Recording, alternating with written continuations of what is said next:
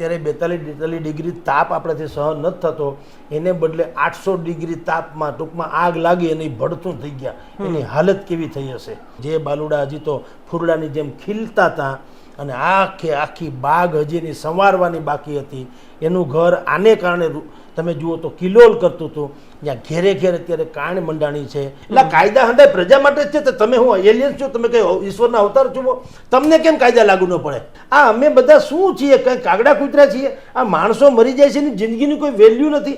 90 રૂપિયાની સ્કીમ શનિ રવિવારે આ પાપી લોકોએ બહાર પાડી. 90 રૂપિયા. હવે એમાં બિચારાને હવે પૈસા ને મધ્યમ વર્ગના માણસોની પરિસ્થિતિ ઘણી કઠિન હોય છે. મામાને ત્યાં મળવા આવ્યા હોય, હવે આપણી સ્થિતિ હોય કે ન હોય, 3 ભાંડરડા આપણે ઘરે આવ્યા હોય તો આપણને એ કે મામા મને લઈ જાઓ, મામા મને લઈ જાઓ. આપણે દેશમાં જીવીએ છીએ કે જ્યાં ઘોડા છૂટ્યા બાદ તબેલે તાળા બાંધવાના જાણે રિવાજ છે.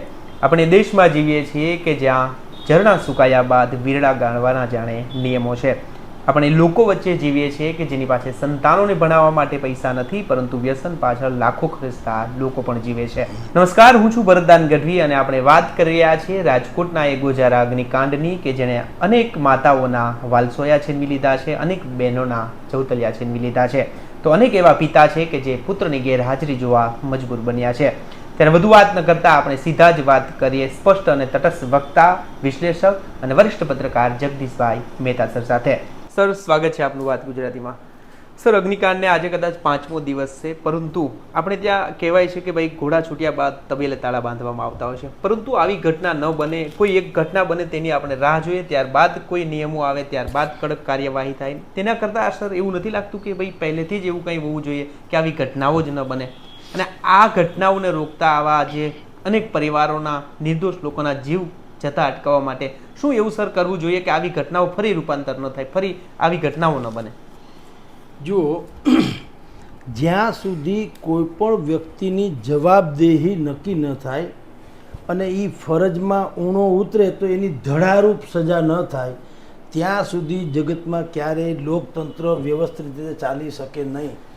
સ્વામી સચ્ચિદાનંદ મહારાજ એક સુંદર વાક્ય કહે છે, ઉચિત વ્યક્તિનું ઉચિત સમયે સન્માન અને દોષિત વ્યક્તિનું ધડારૂપ અપમાન કે સજા નહીં કરનારા સમાજનું કોઈ ભવિષ્ય હોતું નથી. ઉચિત વ્યક્તિનું ઉચિત સમયે સન્માન એટલે કે મારું કે તમારું સન્માન. અત્યારે માની લો કે આપણે સન્માનને લાયક હોય તો તમારે જીવતા જીવત કરી લો. તારું માવતર જીવતા હોય ત્યારે તમે એની સેવા કરી લો તો હાલે, પછી સુખડના હાર પહેરવાનો શું મતલબ? એમ સારું કામ સમાજમાં કોઈ પણ કરતું હોય, પોલીસ કરતું હોય, સમાજસેવી કરતો હોય, રાજકારણી કરતો હોય, પત્રકાર કરતો હોય કે કોઈ પણ XYZ, પણ માની લો કે સારું કામ કરતો હોય તો એને હોંસલો બઢે એટલે તમે અત્યારે જ એનું સન્માન કરી લ્યો. એનાથી 2 વસ્તુ થાય. એક તો સન્માન કરવા પછી સન્માનનું માન રાખવા માટે થઈને એ વિચલિત નહીં થાય. બિલકુલ બિલકુલ. અને પછી બીજું કે સમાજને પ્રેરણા મળે કે બીજાને એમ થાય કે ના, હું સારું કામ કરું તો આ સમાજ સારા કામની સરાહના કરે, એવી માનવતા વાળો તો છે. એટલે ઉચિત સમયે ઉચિત વ્યક્તિનું સન્માન એ આ વાત. અને એવી જ રીતે દોષિત લોકોનો ધડારૂપ અપમાન અથવા તો સજા. આપણે ત્યાં બીજું વાક્ય છે ને નથી થતું. પેલું તો હજી થોડું ઘણું થાય છે, બીજું નથી થતું. તમે કેટલા આપણી નજર સામેના કેટલા કાંડ જોયા છે. તમે તક્ષશિલા સુરતનો કાંડ જોયો છે, તમે વડોદરાના બોટમાં હરણી કાંડ જોયો છે, તમે અમદાવાદનો મોલ સળગો એ જોયો છે, તમે રાજકોટમાં શિવાનંદ હોસ્પિટલમાં દર્દીઓ સળગી મેર્યા એ જોયા છે, તમે મોરબીમાં પુલ તૂટો ને 149 લોકો ડૂબી મેર્યા એ પણ જોયું છે, અને તમે અત્યારે આપણે જેની ચર્ચા કરીએ છીએ એ પણ TRP કાંડ પણ અત્યારે આપણે જોઈએ છીએ. આ બધું જ થયું નહીં તો પણ 1000 માણસ કદાચ ગુજરી ગયું હશે, અને ભોગ બનનારાની તો સંખ્યા જ જવા દો, એટલે પીડિત થનારાઓની. તમે વિચાર કરો સાહેબ, કોઈના પટ્ટા બકલ ઉતર્યા ખરા? એક પણ રેકોર્ડ છે કે ભાઈ એના અને પટ્ટા બકલ આજીવનની વાત કરું છું, કોઈના પટ્ટા બકલ ઉતર્યા ખરા?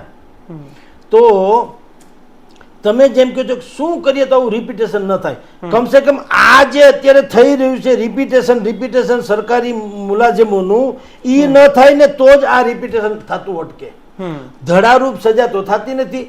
જે આરબ અમીરાતમાં શું તમે ચોરી કરો તમારા હાથ કાપી નાખે, તમે કોઈ કુચેષ્ટા કરો તો તમને એ પ્રમાણની સજા આપે, તમે ભયંકર કૃત્ય કરો તમારું ધડથી માથું કરી નાખે. આપણે એમ કહીએ છીએ કે એ સરિયાવાળા કાયદા ભલે આપણને ગમે નહીં, પણ વાત તો હકીકત છે કે મક્કા મદીનામાં તમે જાઓ દર્શન કરવા તો તમે અહીંયા બેગ મૂકીને જાઓ, બેગમાં ભલે 1 કરોડ રૂપિયાની મિલકત પડી હોય, તમે જ્યાં એના ખુદા છે તમે એના દર્શન કરીને પાછા આવો, એ મજાલ છે કોઈની કે અડીને જાય? શું કામ? ખબર છે કે પકડાણા એટલે મોત ના દી, અને ત્યાં પકડ્યા વગર કોઈ રહેતું નથી. આપણા દેશમાં શું પરિસ્થિતિ છે, સામાન્ય માણસની કોઈ કિંમત નથી સાહેબ. આપણે કેવળ મત આપી જાણીએ અને એ લોકો લૂંટી જાણે. આ લૂંટી જાણે કહું છું, એ લણીને જ જાણતા.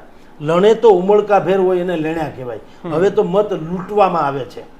તમને કોઈ પણ ભોગે તમારી પાસેથી મત લઈ લેવાની એની પાસે ક્ષમતા છે, પછી તમારી કોઈ વ્યવસ્થા અમારે કરવી નથી. તમે અહીંયા તક્ષશિલામાં તમે જુઓ, બોરડીમાંથી બોર પડે એમ છોકરા પડ્યા હતા. તમે હરણી બોટમાં છોકરા ઊંધા વળી ગયા, તરફડિયા મારીને મરી ગયા છતાં પાણીએ. તમે વિચાર કરજો. મોલમાં હળગી ગયા.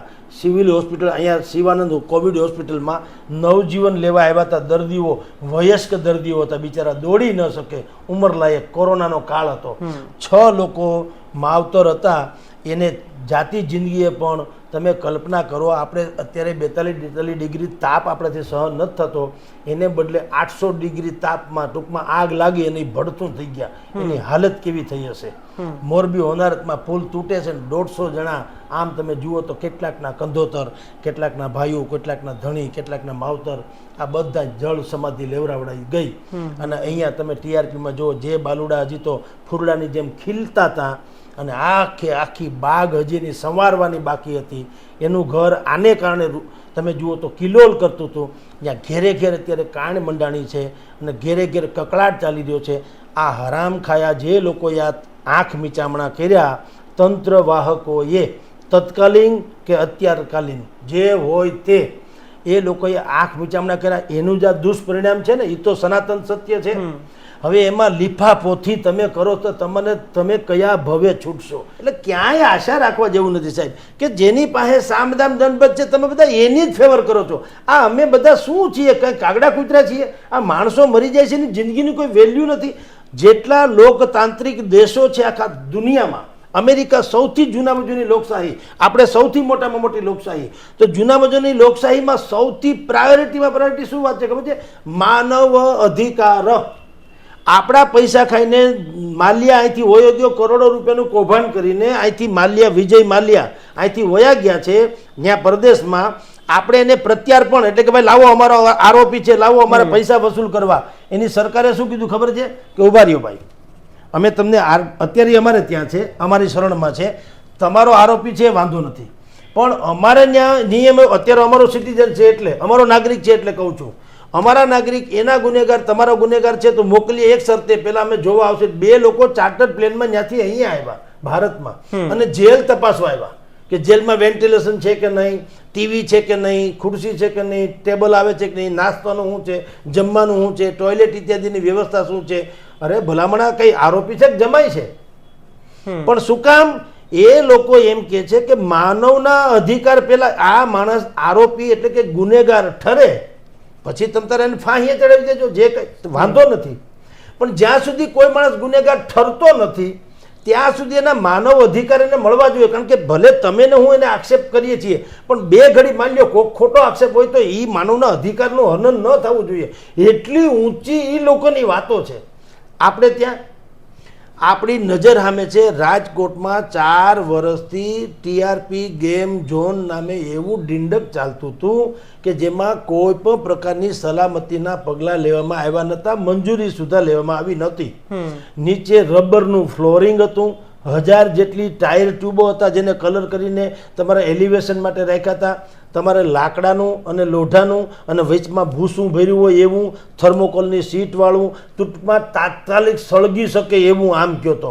કારણ કે તમારે તો હળવો માચડો બનાવવો હતો. તમારે પ્રજાને એટલે કે સરકારી તંત્રને તમારે ઉલ્લું શું બનાવ્યું હતું કે આ પાકું કન્સ્ટ્રક્શન નથી, આ તો હંગામી ધોરણે ઊભું કરેલું છે. તો એવું આ લોકોએ બુદ્ધિપૂર્વક વ્યવસ્થા કરી છે કે ભાઈ અમારે હંગામી ધોરણે થોડુંક છે એટલે કોઈની મંજૂરીની જરૂર નથી, પણ જે બાંધકામનો માછડો ઊભો કરી કેવો હતો મેં તમને કીધું તેમ કે એમાં ભૂસું હતું, એમાં લાકડા હતા, થર્મોકોલની સીટ હતી, નીચે રબર હતો, 1000 જેટલી ટાયર આપણા ટાયર હતા, 2500 લીટર પેટ્રોલ ને 1500 લીટર ડીઝલ, જે તમારી રેસિંગ કાર ચલાવવાથી માંડીને બધામાં જરૂર પડે, લાઇટ હોઈ જાય તો શું કરવું, જનરેટર ચલાવવા માટે થઈને તમે આનો સ્ટોક રાખ્યો તો તમે ને હું એક સ્કૂટર ઉપર જઈએ ને લઈ આવો એક બોટલમાં પેટ્રોલ ડીઝલ નથી આપતા, કાં ઓળખાણ હોય તો આપણે કામ આપતા નથી.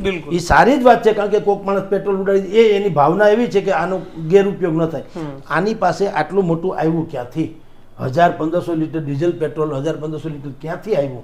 કોઈ તપાસ કરતું નથી. આ તો હું એ કહું છું, તમે જેની અપેક્ષા રાખો છો કે આવું ક્યારે અટકે, આ બધું જ તમને ને મને ખબર પડે. ધારો કે અત્યારે તો રાજકોટના ધાવના છોકરાને ખબર પડે, તમે હું અહીંયા બેઠો છું છાપું કાઢવા, એક દિવસ છાપું ન કાઢું, 2 દિવસ ન કાઢું, 3 દિવસ ન કાઢું, કોઈ દી રાખે માલિક મને?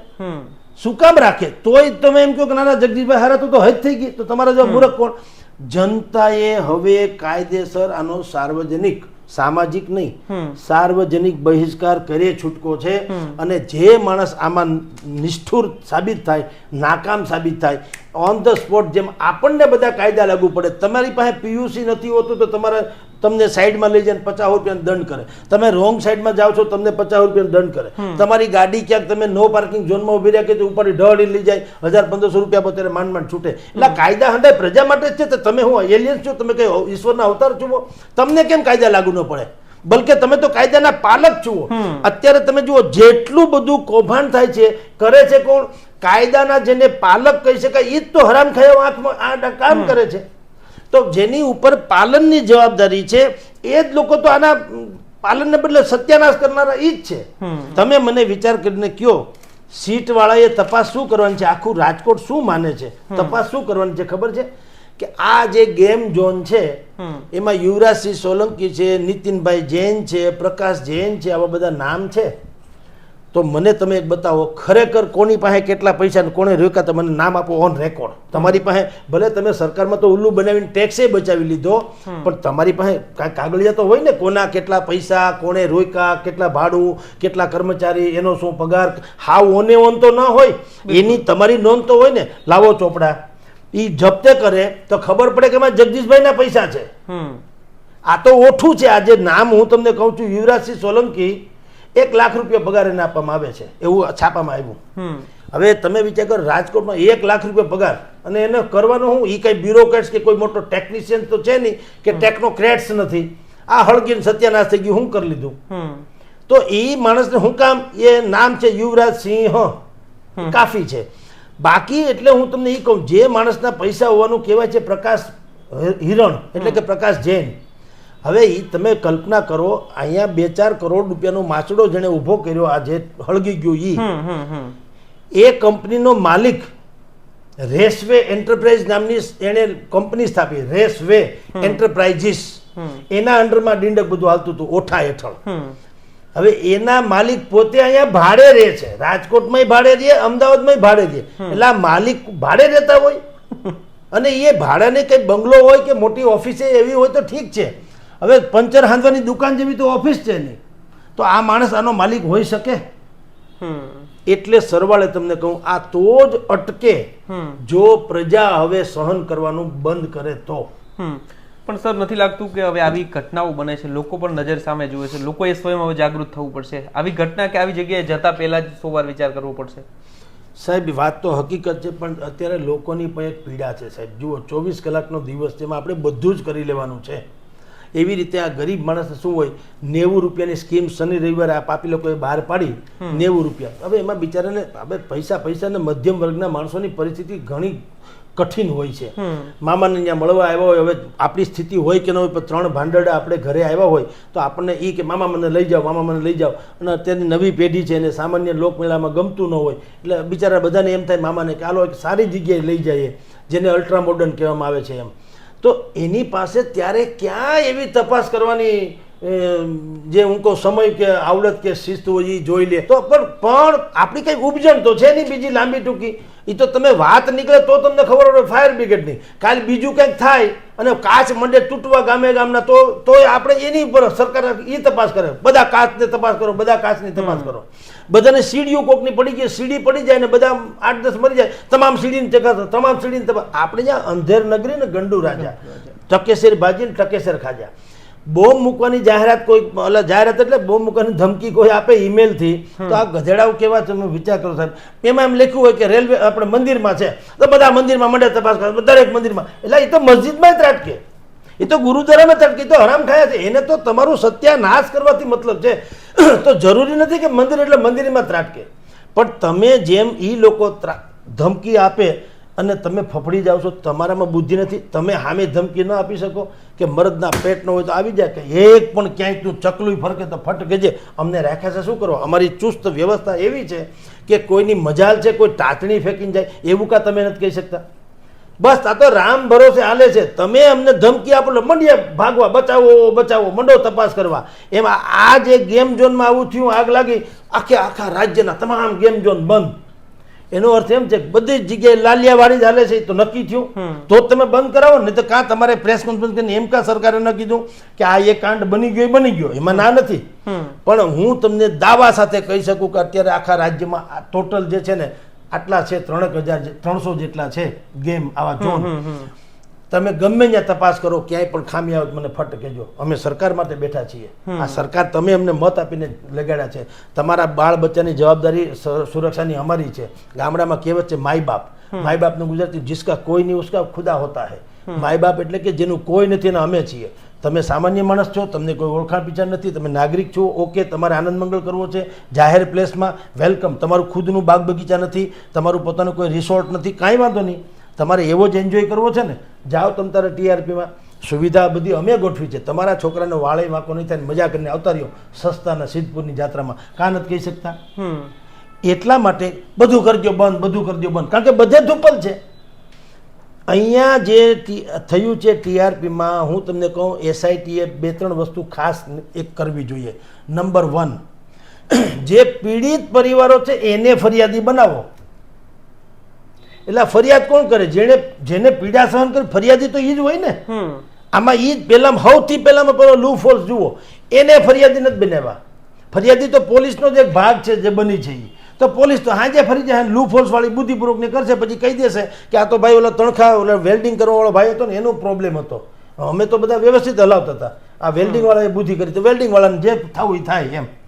તો પહેલી વાત તો એ કે જેના બાળકો આમાં હણાઈ ગયા છે, જેનો હોનારતનો ભોગ બની ગયા છે, પહેલાં તો એ પીડિત પરિવારોને ફરિયાદી બનાવો. એસઆઈટીને કહો પહેલાં તમે ન્યા જઈને એને પૂછી આવે. નંબર 1. નંબર 2, આ જે પાપી લોકો, આના જે અત્યારે સંચાલકો છે, તમે એસઆઈટી એને પૂછે કે આની બેકગ્રાઉન્ડ કોણ છે. તમારા ચહેરા છે તો તમારા દાંત કહી દઈએ કે તમે આને લાયક નથી. આ મેં તમને આગળ જે પ્રકાશ જૈનનું કીધું, તું ભાડે રહેતો હો, રિક્ષામાં આવતો હો, પંચર જેવી તારી દુકાન હોય, તને સ્પાના ગધાડા જેવા ધંધામાં તું હલવાયેલો હોય, તારાને આને કાંઈ મેળ જ પડે એમ નથી કોઈ હિસાબે. હું તાજમહલમાં ન જ રોકાઈ શકું, હું તાજમહલની આમ મળું, તમને શંકા જ આવી જોઈએ કે ભાઈ તાજમહલમાં ક્યાંથી, કારણ કે હું ધર્મશાળાથી આગળ વધી શકું એમ નથી. તો તમારે એ શંકા તો જ આવી જોઈએ ને. તો તમે આ લોકોને એસઆઈટી કેમ પૂછે નહીં ભાઈ મને બતાવો તો આ જે છે એ કમસે કમ 8-10 કરોડ રૂપિયાનો માછડો છે. બધું જોતા આ જગ્યાનો ભાવ જુઓ, આપણા ત્યાં તમે પોશ વિસ્તારનો સૌથી મેઇનમાં મેઇન જગ્યા છે એનો ભાવ જુઓ, અને તમે આ બધું ખડક્યું છે 8-10 કરોડનો મામલો છે. તમારી પાસે ક્યાંથી પૈસા આવ્યા મને બતાવજો ઓન રેકોર્ડ. તો આગળ ખબર પડે કે આ તો છગનભાઈ ને મગનભાઈ, અમે તો ખાલી મોરા છીએ.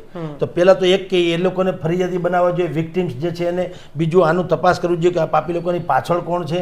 અહીંયા લોકો જે મારી ત્યાં બધા વીવીઆઈપી શું કામ આવતા હતા અને તમે એને મફત શું કામ ટ્રીટમેન્ટ કરતા હતા. અને નંબર 4 કે આ બધું કૌભાંડ તમે જે કર્યું છે અત્યાર સુધીમાં, એમાં આંખ વિચામણા કોણે કોણે કર્યા એ ડિપાર્ટમેન્ટના માણસો ત્યાં હાજર જ છે. અત્યારે આપણને ખબર છે રેકોર્ડ ઉપર જે તે સમયના તત્કાલીન મ્યુનિસિપલ કમિશનર, તત્કાલીન જિલ્લા કલેક્ટર, તત્કાલીન ફાયર ઓફિસર. પણ ટાઈમ પાસ કરવાનો છે. હમણાં 1 તારીખ આવવાની છે, આપણા એક્ઝિટ પોલ શરૂ થઈ જશે લોકસભાની ચૂંટણીના. એટલે આ બધું ભૂલાઈ જવાનું. બ્રેકિંગ ન્યૂઝ, ભાજપ આગળ કોંગ્રેસ પાછળ, ભાજપ આગળ કોંગ્રેસ પાછળ. એટલે પછી આ બધાનું બિચારાનું જે થવું હોય થાય. એટલે આ પ્રોબ્લેમ છે સાહેબ. સર, ભાજપ કોંગ્રેસની તમે વાત કરી તો આ મુદ્દામાં પણ હવે મોડે મોડે કોંગ્રેસ આવી છે, તો આ વાતને તમે કેવી રીતે જોઈ રહ્યા છો? હકીકત લોકોના પ્રશ્નો પીડાને સમજીને કોંગ્રેસ આવી છે કે પછી ફરી એકવાર રાજકીય રોટલા શેકવાનું શરૂ? ના, રાજકીય રોટલા તો નહીં, પણ એનો સ્વાભાવિક છે, એનો આમ જુઓ તો રાજકારણનો એક ધર્મ છે અથવા તો એક રિવાજ છે. આપણે એને રોટલા શેક કહી શકીએ, પણ આમ તમે જુઓ તો આમાં એક ગેઇન લેવાની વાતો છે કે ભાઈ આવું થયું છે, અહીંથી પરેશ ધાનાણી ચૂંટણી લડ્યા છે તો કોંગ્રેસના ઉમેદવાર છે, તો કાલ સવારે કોઈ એમ ન કહી જાય કે ભાઈ તમને ખાલી મત પૂરતો જ મતલબ હતો એટલે એ આવીને બુદ્ધિપૂર્વક મળી ગયા. એ ખબર પડી. તમે જુઓ અસંવેદનશીલતાની પરાકાષ્ઠા કે ખરેખર જેને આવવું જોઈતું હતું એ પરસોત્તમભાઈ રૂપાલાએ, કારણ કે એ અહીંના એમ માનવામાં આવે છે કે મોટા ભાગે જીતશે, તો તમે તો અહીંના ટૂંકમાં સંસદ સભ્ય છો જેમ માની લ્યો, તો તમારે આવું જેને બદલે એ તો સ્ટાર પ્રચારક હતા એટલે એ ન્યા ગયા પ્રચાર કરવા બીજા રાજ્યોમાં. ચૂંટણી દેવો ભવઃ, પ્રજા મતદાર દેવો ભવઃ નહીં, ચૂંટણી દેવો ભવઃ, વિજયી દેવો ભવઃ, મતદાર દેવો નહીં, મતદારનું જે થવું થાય. રાજકોટમાં આટલું બધું સત્યાનાશ થઈ ગયું અને આવી હોનારત થઈ ગઈ, ત્યાં બધું ડખો પૂરો થયો રાજકારણમાં ભાષણ કુષણનો.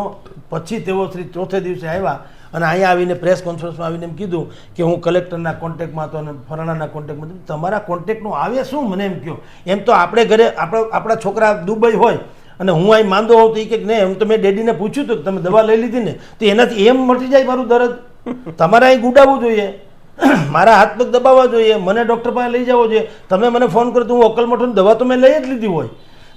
માણસને જરૂર છે પ્રત્યક્ષ હૂંફની, સાક્ષાત્કારની જરૂર છે.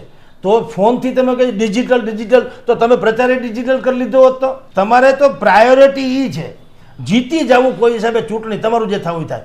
એટલે કે હું આના કોન્ટેક્ટમાં તો કલેક્ટરના હવે એ હશે એ તો ફોન કરો એટલે કોન્ટેક્ટમાં જેનો કોઈ મતલબ નહીં. કોન્ટેક્ટમાં આવ્યું શું મને કહો? આમાં કોઈ કરતાં કોઈ કલેક્ટર, ડીસીપી, ફલાણા, છગન મગન જે કોઈ તત્કાલીન હતા તે આ બધાની તો બદલી થઈ. એણે શું કર્યું? એણે આગુ છે ચલી આતી એ ચાલવા દીધું એટલે આની બદલી થઈ. બે ઘડી માની લ્યો. પણ 2021માં જ્યારે આ ડખો શરૂ થયો, ટીઆરપી ઝોનના પાયા નખાણા, એ જગ્યા ખાલી થઈ, જગ્યા ઉપર આ લોકોએ જે કોઈ નાનું મોટું કન્સ્ટ્રક્શનનું શરૂ કર્યું, ત્યારે જે કોઈ લગત ડિપાર્ટમેન્ટના અધિકારીઓ હતા એણે શું કર્યું? એને કોઈ પણ ભોગે ડિસમિસ કરવા જોઈએ. ડિસમિસ. કારણ કે અમારા સંતાનો ડિસમિસ થઈ ગયા છે, એ પાછા નથી આવવાના. એ સંતાનનો ઇતિહાસ ભૂસાઈ ગયો છે. એટલે જે શકો તેસા કરો તો જ થાય. પ્રજાએ પણ એવી જ માગણી કરવી જોઈએ. જરાય કરતાં જરાય જો આમાં લાલિયાવાડી ચલાવી લેશે પ્રજા તો આ નઘરોળ ને નઠારું તંત્ર છે એ આમને આમ રિપીટેશન કર્યા કરશે. જનતાએ કેવું જોઈએ અમે જે ગુમ્યું છે તમે ગુમાવો, તમે તમારી અમે મારી નથી નાખતા એ અમારી હજી મહેરબાની. તમારી કમસે કમ કેરિયર તો ખતમ થવી જ જોઈએ, તમે ડિસમિસ જ થવા જોઈએ. તો આતા જગદીશ મહેતા સર જે રીતે તેમણે કહ્યું કે આ ઘટનાના મૂળ સુધી જવું પડશે તો જ આવી ઘટનાઓ ભવિષ્યમાં બનતી અટકશે ને તો જ લોકો આવું કરતા પણ અટકશે ને આવા ધંધાઓ કરતા પણ અટકશે. તો ત્યાર બસ આટલું જ. ફરી મળીશું વાત ગુજરાતી પર.